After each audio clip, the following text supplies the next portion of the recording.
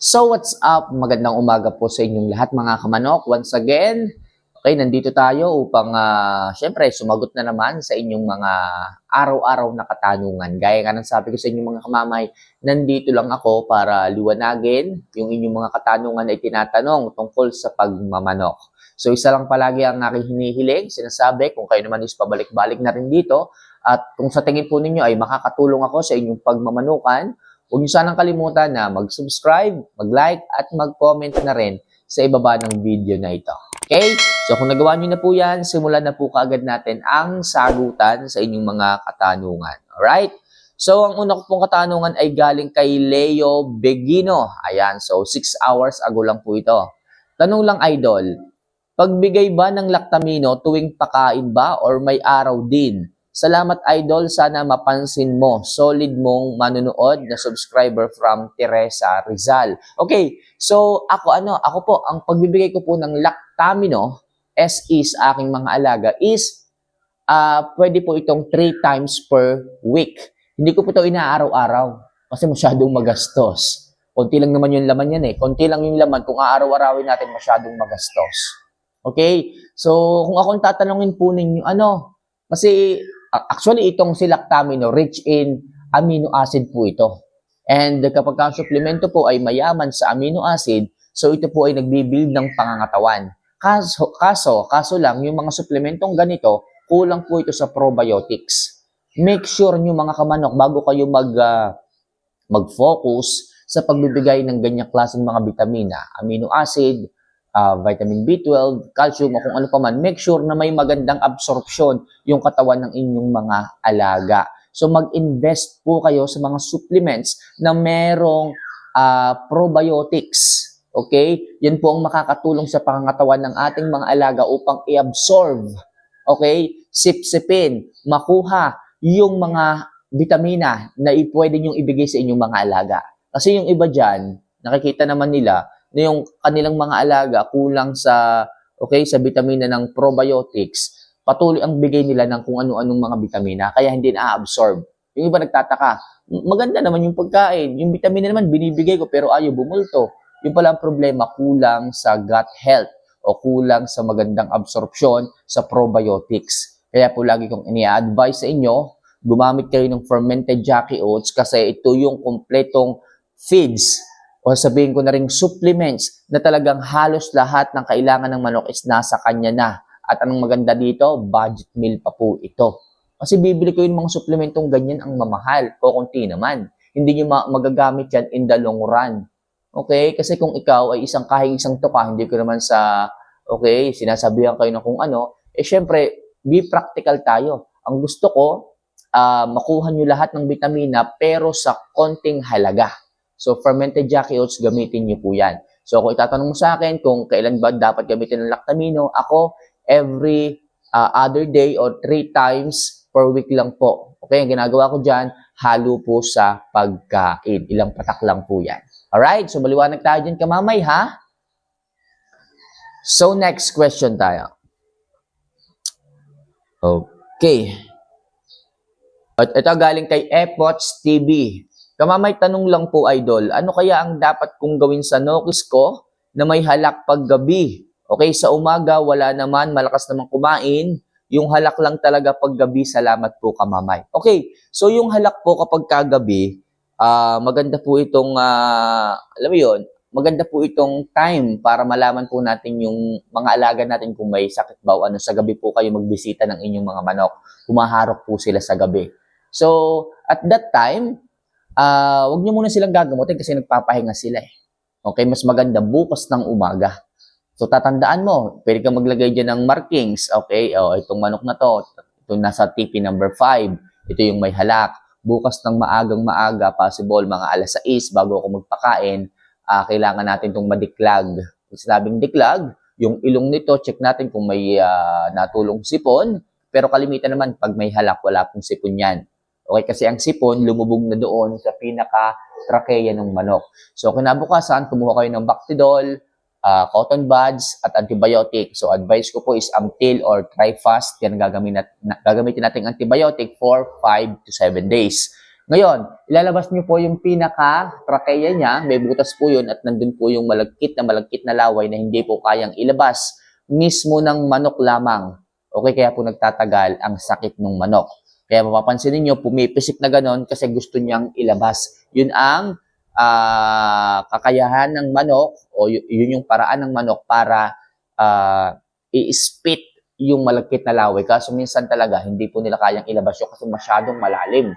Pinaka-plema po yun ng manok. Ngayon, ilalabas natin yung trachea, gagamit tayo ng Bactidol at cotton buds, lilinisin po natin yon at sa pagkakataong yun, mawawala ka agad instantly yung tunog na inyong naririnig. So, after nyo pong linisin yung ganyan, bigyan nyo po ng antibiotic, okay? So, 5 to 7 days tayo kasi ang halak po ay medyo matagal na po yung sakit.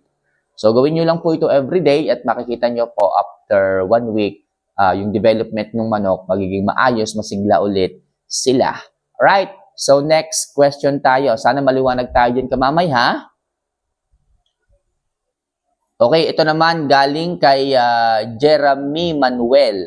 Tanong lang po kung pwedeng paliguan ang manok na may sipon o halak. Salamat po. Yes, ina-advise ko po sa inyo na inyo pong paliguan yung inyong mga alaga before ninyong gamutin. Hanggat maaga, paliguan niyo po. Bakit po? Kasi po yung katawan po ng isang manok na may sipon, na may halak, mainit po yan, lagnat po yan. Para po silang may sipon, kung sa tao, hindi rin po maganda ang pakiramdam. Mabigat ang ulo, masakit ang ulo, siyempre matamlay, ganoon naman po talaga kasi po nagbabara po ang mga blood vessels sa katawan, sa ulo, sa mata o kung saan pa man ng isang manok. Kung kaya't hindi po siya komportableng gumalaw, kumilos sa mga panahon na may sakit po ang ating mga alaga. Yung pagpapaligo, makakatulong po ito upang i-cool down yung mainit na pakiramdam ng inyong mga alaga, makakatulong po ito. Especially kung basa na po yung kilikili ng manok, mas maganda pong paliguan. Tapos inyo pong sabunin yung mga basang balahibo para kahit paano mawala po yung lagkit, para po kahit paano nga mag-cool down at mas mabilis po ang paggaling ng inyong mga alaga. And after 7 days din po na pagbibigyan ninyo ng antibiotic, liguan nyo po uli. And make sure maganda po ang panahon bago po kayo magpaligo para po hindi may stress ang inyong mga alagang mga manok. Okay? So, maliwanag tayo dyan mga kamamay, ha? So, next question po tayo dito. Ito, galing kay Tong Apolinario. Ang sabi niya, Idol, effective. Okay, paggabi, nilalagay ko sa kulungan yung mga sisiw ko, binabalot ko ng kulambo hanggang magkaedad ng 1 buwan at kalahati. Yan po mga kamano, kung gusto nyo pong maiwasan ang bulutong o yung fowl pox ng inyong mga alaga, gayanin nyo po si Tong. Okay? Ang ginawa niya, binabalutan niya po ng kulambo yung brooder o kaya naman inililipat niya sa isang lalagyan yung mga sisiw niya at nilalagyan niya ng kulambo. Tatandaan niyo po mga kamanok, ang lamok po ang carrier ng bulutong. Kung kaya't sa gabi, halimbawa, dumating sila sa 2 weeks old or 3 weeks old ng edad ng inyong mga sisiw, diyan na po sila kakagatin at makaka-absorb ng bakterya galing sa lamok. At syempre, ang masama nga dito, pag nakita po ninyo na mayroong parang mga pimples na siya, doon na po mag-i-start na magkaroon ng bulutong ang inyong mga alaga. Kapag kaganoon, quarantine ka agad yung mga sisiw na may kagat ng lamok o may bulutong para hindi na po ito mahawa. Okay? So, magbigay agad tayo ng Thymol, halo sa painom, para sa ganoon, kahit papaano, babawasan po yung infection sa loob ng katawan ng isang sisiw o manok. Okay? So, advice ko, magkulambu po ang inyong mga sisiw para po hindi tamaan ng bulutong. Okay? So, next question po tayo. Okay, ito naman galing kay Roniel Evangelio. Ayan, so 18 hours ago lang po ito. Idol Kamamay, tanong lang po ulit. Paano po ba ibigay ang Respigen 15 drops? 1 week po, okay, before ang pamamasyal. Ano po ang benepisyo nito sa ating mga alaga at sana po ay masagot po ninyo. Okay, so si Respigen 15 or vitamin B15 in the form of Respigen, pinapaluwag po niyan ang bloodstream ng manok para mas maganda po ang supply ng dugo, maganda po ang oxygenation sa dugo ng isang manok, yung labas at pasok ng hangin, okay, para po hindi po sila madalas hingalin. Kasi po pag masikip po yung bloodstream ng isang manok, makikita nyo po konting init, hingal, konting pagbabago ng panahon or something na uminit nga po, hinihingal.